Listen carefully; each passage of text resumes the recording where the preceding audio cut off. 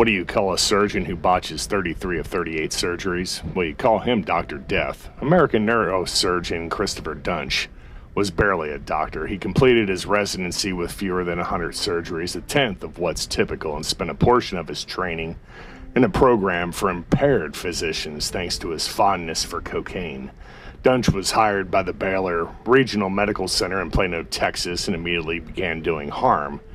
In his first surgery, a patient was left partially paralyzed, and subsequent patients were equally disabled or maimed by his incompetence and carelessness.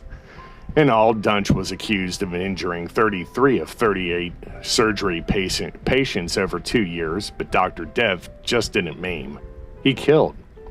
When Duntsch performed a vertebrae fusion on longtime friend Jerry Summers in 2011, he botched that surgery so badly that the patient lost the use of his limbs. Summers remained a quadriplegic until 2021 when he died from an infection related to the complications from the operation.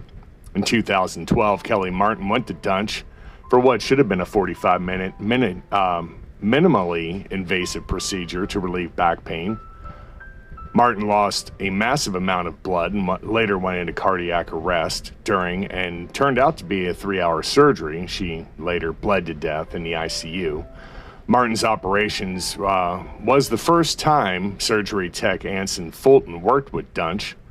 When he walked in the room, I don't know if you've ever been in the presence of a sociopath, but it's a very ominous feeling, Fulton said.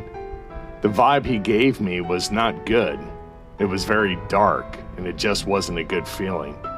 At a Dallas hospital, Duntsch killed Floella Brown by severing her vertebrae artery and causing a massive stroke that left her brain dead. She was removed from life support a few days later. Around the time he performed an effective procedure on 74-year-old Mary Eford that left her paralyzed. That was an elective procedure, by the way. Duntsch left a trail of injured patients in still more hospitals by 2013 when a fellow surgeon who'd been tasked with repairing Duntsch's damage complained to the Texas Medical Board that Dr. Death's license should be revoked. Civil lawsuits were filed, and in 2015, Duntsch was arrested on criminal charges that showed intent: 6 felony counts of aggravated assault with a deadly weapon, 5 counts of aggravated assault causing seriously bodily injury, and 1 count of injury to an elderly person, Eford. In 2017, Duntsch was found guilty of intentionally maiming Eford and sentenced to life in prison.